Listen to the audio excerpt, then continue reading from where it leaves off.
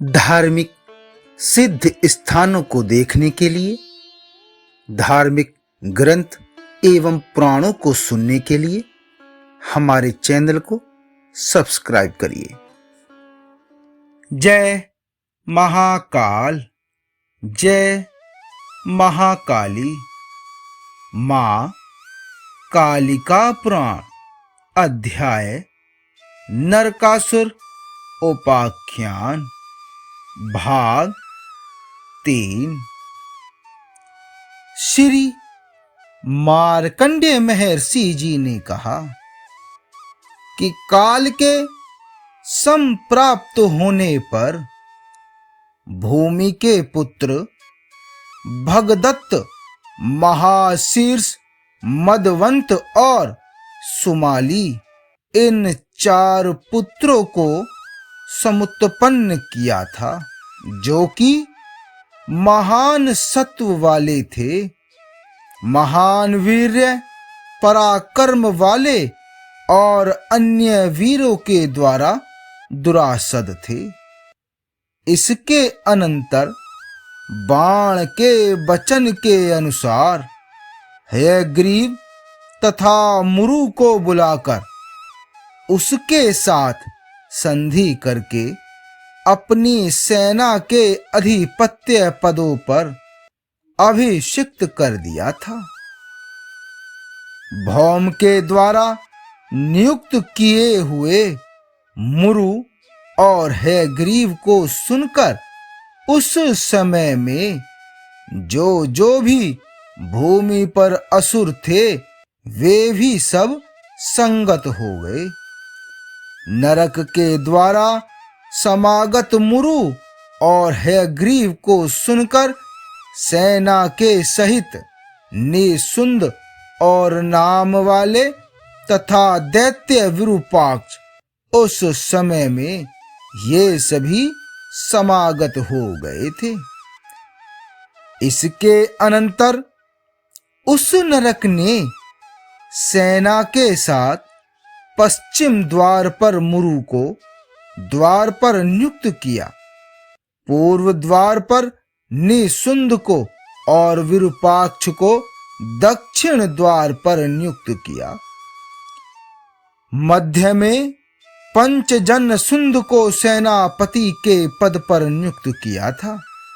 मुरु, छुरांत और पाशों को 6 सहस्त्रों को योजित किया था। द्वार पर भूमि पुत्र के द्वारा पुर की रक्षा के लिए इनका सत्कार किया गया। इस प्रकार से जो पूर्व में थे तथा उससे भी पहले थे, उन अच्छे मंत्रियों को हटा दिया था। वह असुर निरंतर असुरों के ही साथ से परम प्रसन्न हुआ था। उस भूमि के पुत्र ने पूर्व में ग्रहण किए हुए भाव का परित्याग कर दिया था। वह असुर भाव प्राप्त कर देवों को बाधा दिया करता था। वह न तो देवों को, न मुनियों को और न किन्हीं की सेवा किया करता था। सुरेश्वर को शीघ्र ही उसने हयग्रीव की सहायता से जीत लिया। इस प्रकार से वह असुर भाव को बढ़ाता हुआ ही पृथ्वी पर विचरण किया करता था। वाण के वचन से यह हयग्रीव की सहायता से देवों के स्वामी देवराज इंद्र को बाधा देता था और मुनियों को भी बाधा दिया करता था। देवेश को 3 प्रकार से जीतकर अदिति के 2 कुंडलों को, जो तीनों लोकों में प्रसिद्ध है, भूमि के पुत्र नरक ने मुनि के शाप से निर्भीत होकर उन कुंडलों का हरण कर लिया था। इस तरह से देवी को मुनियों को और विप्रों को बाधा करता हुआ उस भूमि के पुत्र ने 5 सहस्त्र वर्ष तक प्राज्ञ ज्योतिष में राज्य का शासन किया था। इसी बीच में महान भार से पीड़ित हुई पृथ्वी देवी ब्रह्मा विष्णु प्रमुख देवों की शरणागति में अपनी रक्षा के लिए गई थी। वहां पृथ्वी ने श्री ब्रह्मा जी और श्री विष्णु जी को प्रणाम करके यह कहा, दानव, राक्षस और दैत्य जो हरि के द्वारा सूदित कर दिए गए थे, वे सब राजाओं के मंदिर में इस समय में बल से गर्वित होकर समुत्पन्न हो गए। उनका अधिक भार है कि उसको सहन और वहन करने में समर्थ नहीं हूं। उनकी संख्या इतनी अधिक है कि मैं उन सब की संख्या बतलाने में भी असमर्थ हूं और मुझे उत्साह नहीं होता है कि मैं बतलाऊं। उनमें मुख्य महान बल वाले 800 सहस्त्र हैं, उनमें भी अत्यधिक बल है। मैं इस समय में उनका भार वहन करने में असमर्थ हूं। बाण बलि का पुत्र वीर कंस, धेनुक, अरिष्ट, प्रलंब, सुनामा, मुरु, सल, मल्ल, चारण और मूष्टिक महान बलशाली जरासंघ, नरक, हयग्रीव, निशुंद और सुंद हैं।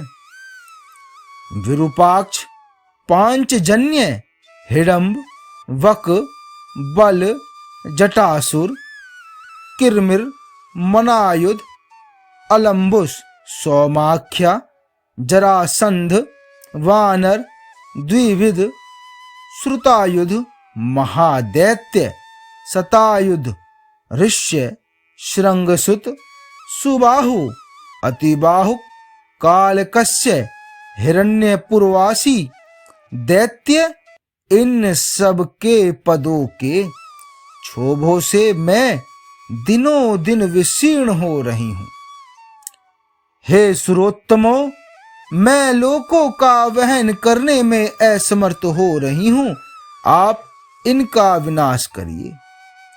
यदि सुरश्रेष्ठ मेरी रक्षा नहीं करोगे तो मैं परमाधिक विशीर्ण होकर इस समय अवश होकर पाताल चली जाऊंगी। इसके अनंतर श्री ब्रह्मा, श्री विष्णु और श्री महेश्वर ने उनके इस वचन का श्रवण करके कि पृथ्वी के भार का विमोचन हम करेंगे, ऐसा कहा था। पृथ्वी को विदा करके सभी देवगण सनातन माधव को भूमि के भार के उतारने के विषय में विचार करने लगे। प्रभु ने परम प्रसन्न होकर समस्त सुरों से कहा कि वे सब भूमि भार को उतारने के लिए अपने अपने अंशों से अवतरित हों। इतना कहकर प्रभु स्वयं भी यहाँ पर भार के अवतारण में देवकी के गर्भ में अवतीर्ण हुए थे। स्वयं भगवान विष्णु को अवतीर्ण जानकर, जो कि सनातन है, उन देवगणों ने रंभा और तिलोत्तमा आदि देवियों को उत्पादित कर दिया था। वे सब परम श्रेष्ठ नारियां हिमालय के पृष्ठभाग पर क्रीड़ा करने वाली थीं। उनको भूमि के पुत्र नरक ने देखा था और बलपूर्वक उसने उनका हरण कर लिया। उस नरक ने उन सबको घर्षित किया था और अपने प्राज्ञ ज्योतिष नरक में उन सबको ले आया था। नरक ने मैथुन के समय उनसे प्रार्थना की थी। उन्होंने कहा, हे भौम, जब तक देवर्षि नारद तेरे नगर की ओर आते हैं तब तक आप हमारी रक्षा करें और मैथुन के प्रति हमको छोड़ दें। वे शीघ्र ही हमारी प्रांत अनुग्रह करके हे वीर आपके समीप में आएंगे। उनके द्वारा देखी गई हम सब तुम्हारे साथ संगम करने के लिए आ जाएंगी। उनके द्वारा इस प्रकार से प्रार्थना किए जाने पर नरक ने उस अवसर पर श्री ब्रह्मा जी के वाक्य का स्मरण करके ऐसा ही हो यह उसने कहा था।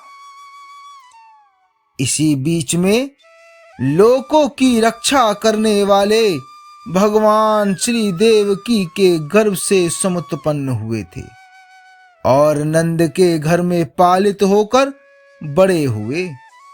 उन प्रभु ने कंस, केसी और प्रलंब आदि अनेक दैत्यों को मारकर जल से अंदर सागर में बसी हुई द्वारकापुरी में निवास किया।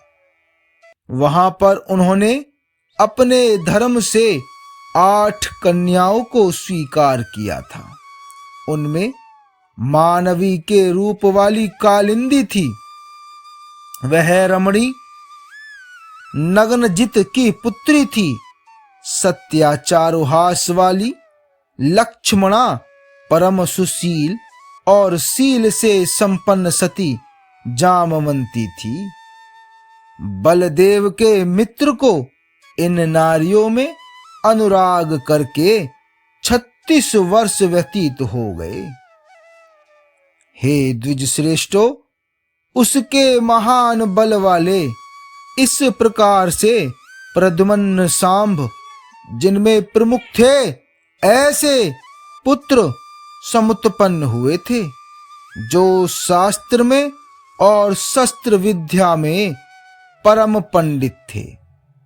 आगे का भाग 4 में। जय महाकाल, जय महाकाली।